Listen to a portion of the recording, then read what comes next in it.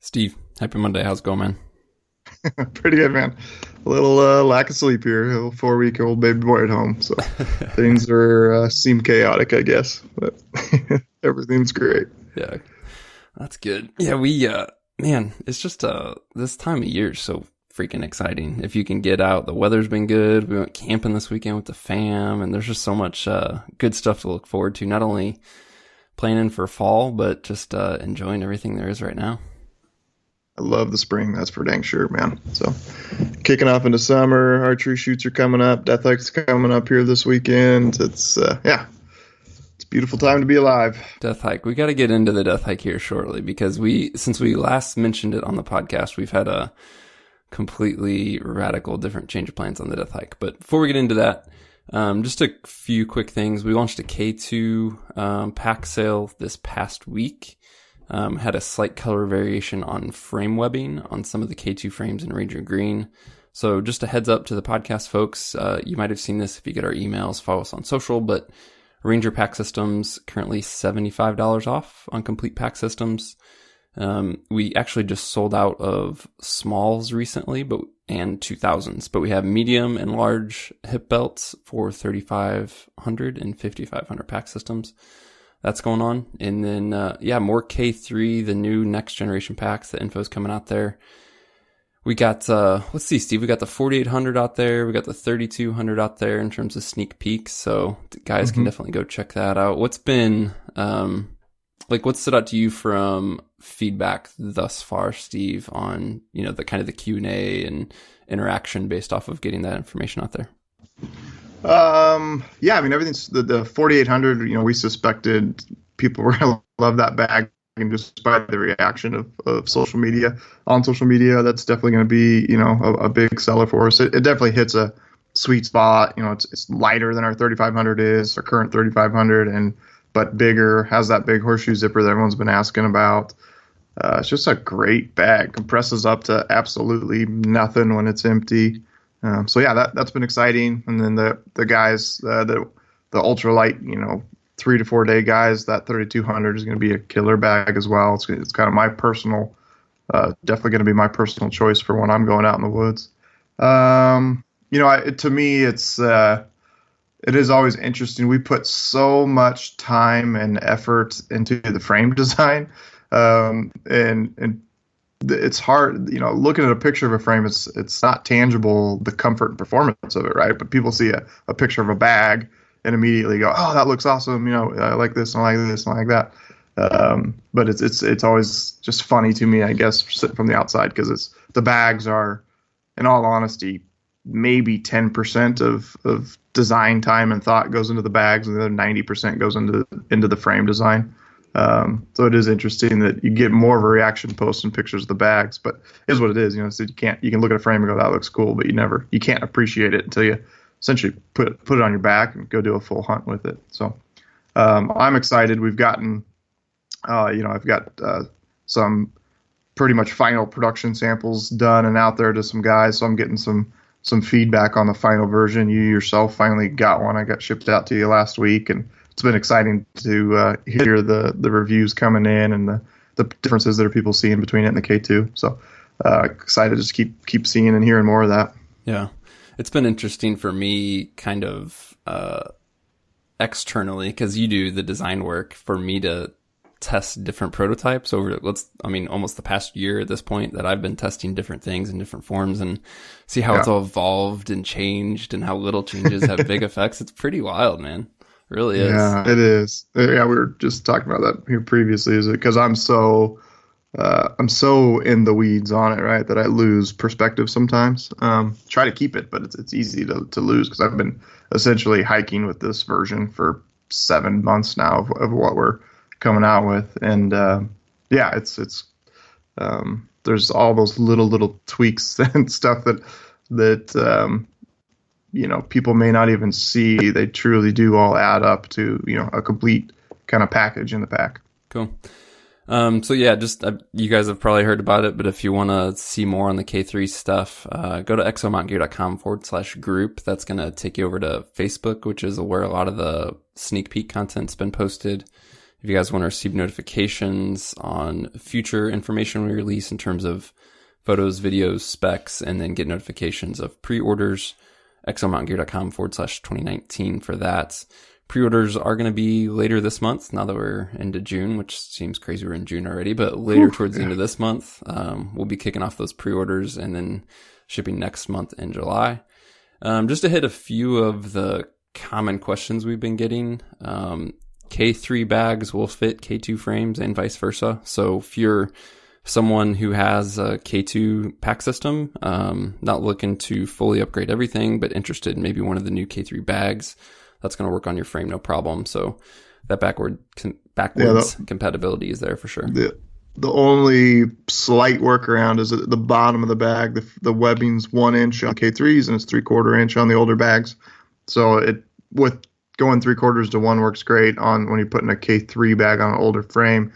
You just kind of got to pinch the webbing through there, and it's a buckle that doesn't need to slide. We don't want it to slide, so you just kind of work it through there. And then other than that, everything, all the buckles are lined up the same. The bag dimensions are very similar to where it can just go right over the bag lip. So, yeah. Cool. So check that out. Just a final EXO thing before we get into some other fun content. We just released a bunch of new hats, so 5 new hats. You guys can go check those out if you happen to be interested. I know some of you guys have been waiting. We haven't had hats for a couple months at this point now, basically, and we have some brand new designs we've never had. We have a new Fusion hat. We have Flex Fit hats for the first time. So you can just go to exomountaingear.com/hats and check those out if you would like to.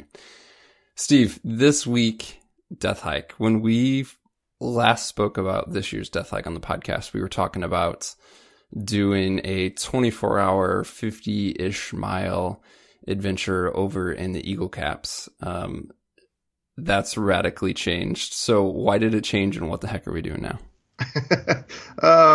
Yeah, it changed. I knew I was going to throw a curveball at everybody. I didn't know what that was going to be. I honestly didn't even imagine that it was going to change as drastically as it did. But I wanted to let everybody plan and think about it, and then the last minute throw a curveball in there just to, sometimes in life things happen and change last minute and you got to adjust. So that was kind of the goal.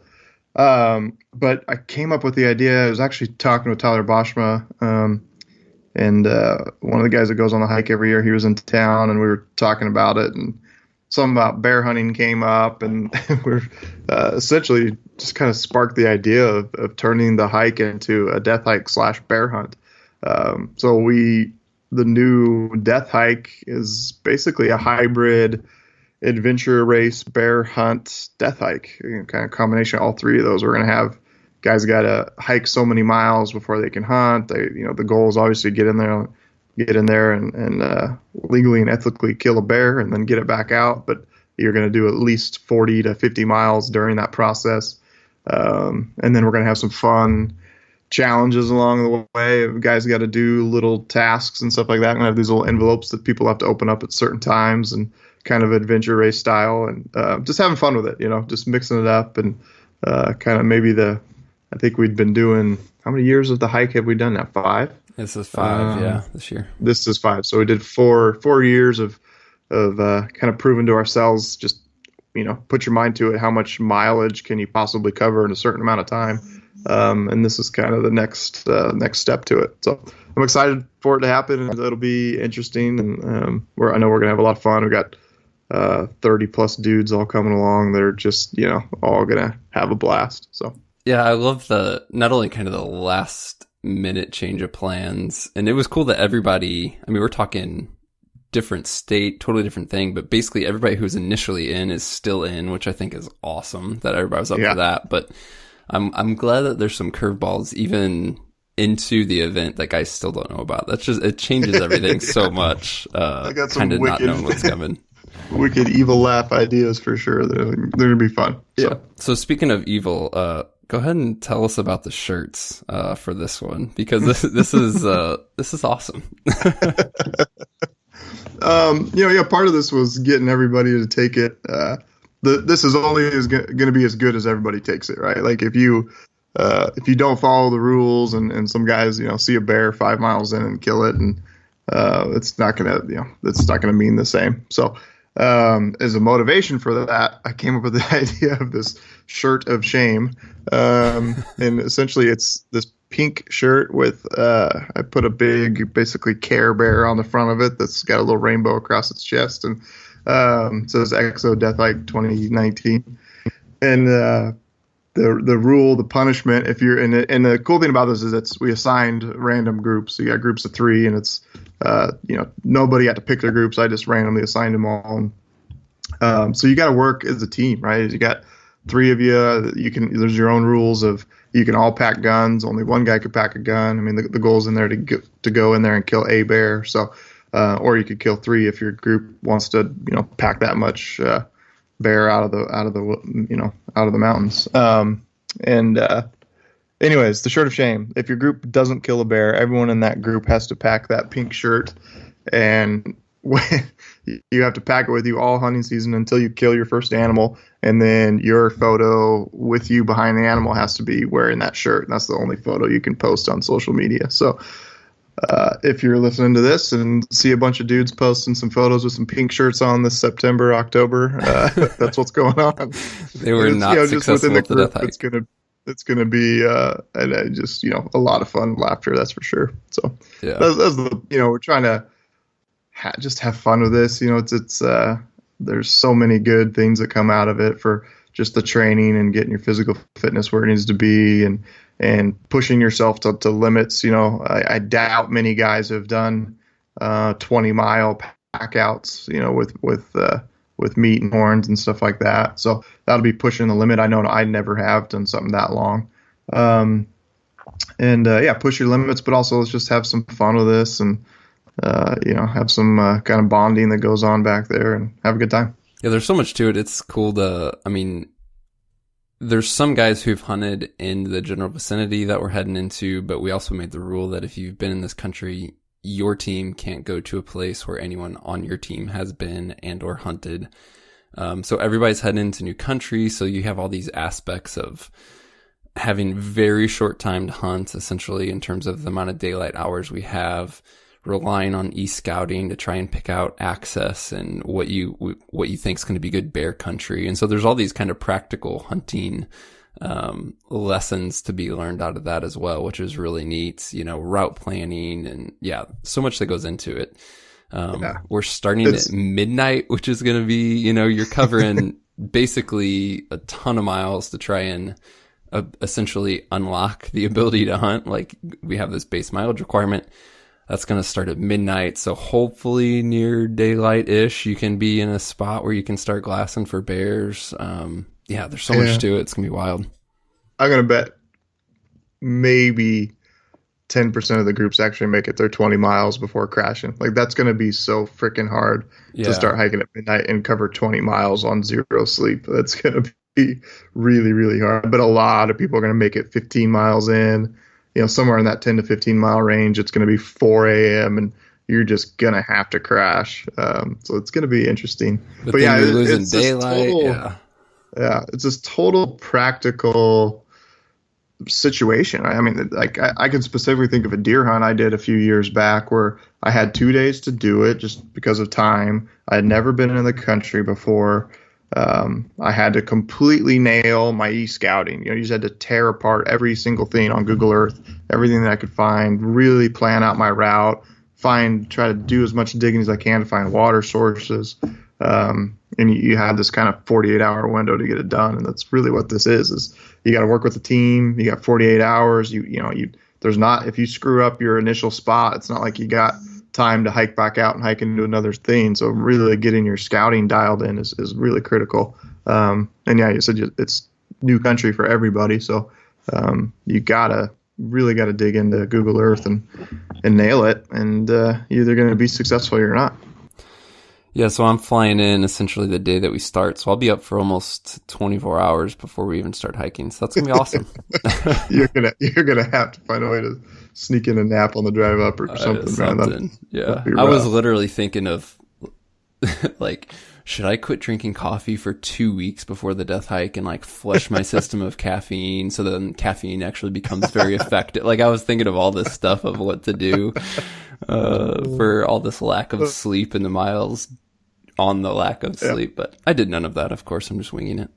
I'm actually gonna be dialed, man. I'm not sleeping at night anyways with the newborn. You got home, your son perfect is training. Are you trying anything new, like gear wise or anything else that you're kind of just playing with for this hunt? I have a new Sea to Summit pad. I think it's called their Ether Light. They just came out with it this spring. It's like a 17 ounce, super like thick 3.5 inch pad. Definitely excited. I was really excited about it. Ordered it. I saw it at Outdoor Retailer Show last year, so I was waiting for this thing to come out. And I don't know. So I kind of laid on it for an hour in the living room one night watching a movie, and I don't think it's gonna exceed. I was hoping it kind of carried over some of the comfort of their Sea to Summit Comfort Plus mat is like hands down my favorite mat there is when it comes to sleeping. The thing just weighs 25 ounces. I was optimistic that this is going to be the answer to still, that kind of comfort in an ultralight mat. And I don't know. We'll see. Okay, that'll be the one thing I'm testing. Other than that, I've got some new shoes I think they're showing up today from Garmont. I don't know how the T is silent or not. Anyways, I got some new shoes. It's like a mid-height Gore-Tex shoe that I'm pretty excited about. It's another thing I saw at Outdoor Retailer Show last summer. And I don't know. That'll be a Hail Mary to I was going to say, are you going straight straight out of the box with these guys? Well, I'll put it on and do a hike in town. Obviously go hit something, do a 3 or 4 mile hike, and see if they feel just amazing. I might roll with it, but that's pretty risky. So we'll see. But I am excited about it. It's got this new-ish technology called Gore-Tex Surround, and essentially, from my understanding, it's an entire Gore-Tex booty, and they actually have vent channels that go like in between the sole and the your insert for the what am I talking about? Your insole? Your insole, yeah. So there's actually air that flows between the insole and the bottom sole, the rubber of the shoe. Huh. So it's like surround, meaning total surrounded airflow of the shoe. So they're trying to increase the ventilation, and it's also a full Gore-Tex booty. Not the Gore-Tex isn't just sewn into the sides; it wraps the whole thing. So it's pretty interesting. I think it's been around for a few years, and they've been adapting the requirements for it. And this is the latest version of the requirement, because there's some that had just kind of like mesh vents on the side, but I don't think it had the same requirement of as much airflow going all the way around the shoe. So I'm super excited to check it out and try it out. Yeah, that's cool. Yeah, I don't think I have too much new to play with. I picked up just because, we've been using the Sawyer Squeeze filters forever, and mine was old and losing flow rate regardless of back flushing. I've just used it a ton. So I picked up their newer one and didn't realize they had a newer model. So they have the micro? I don't know that either. So they had the standard, and they always had the mini, right? Which is like the thin one. Now they have a micro, which is wider like the standard, but a lot shorter. Really? And it's so it's 2 ounces. Again, haven't run that, but we'll be running it. It's supposed to be basically obviously smaller and lighter than the standard, but with the same flow rate. Whereas when you went with the mini in the past, the flow rate was pretty crappy. Yeah, when that mini first came out, I remember I was super jacked about it, and then took it on one trip, and it clogged up. I think I was filtering water out of a lake that had a bunch of, it was just kind of sitting there, and it had a bunch of just dirt no matter what I did, just in the water. And that thing clogged up so stinking fast that I went immediately back to the regular Sawyer. But I did not know this micro came out. I didn't either. I went to go order a standard and then happened to see this and was like, what the heck is that? So yeah, it's the new, I think it's the micro. I'm getting mini and micro confused, but it's micro. I'm looking at it right now. Yeah. So it's a couple ounces. We'll see how that goes. And then the First Light just released their Brooks recently, their new down sweater. So I'll be running that. Looks like it's going to be nice and chilly for the hike. So excited to get that in the field. Speaking of First Light, now that we're into June, they are the podcast partner for June, so we're giving away some First Light gear this month. So Just head over to exomountaingear.com/podcast to get entered on that. We just wrapped up the May giveaway, Onyx Maps Elite membership, as well as a custom holster from Ivory Holsters. Just drew those winners this morning, actually, so they're getting contacted to get their prizes. But yeah, if you guys have participated in the giveaways, make sure you go do that, because it's a new month and a new giveaway from First Flight. Beyond that, we'll be back next week, assuming we all survive the death hike, and we'll, I'm sure, have some interesting, fun stories to share from that. So thanks, guys, for tuning in.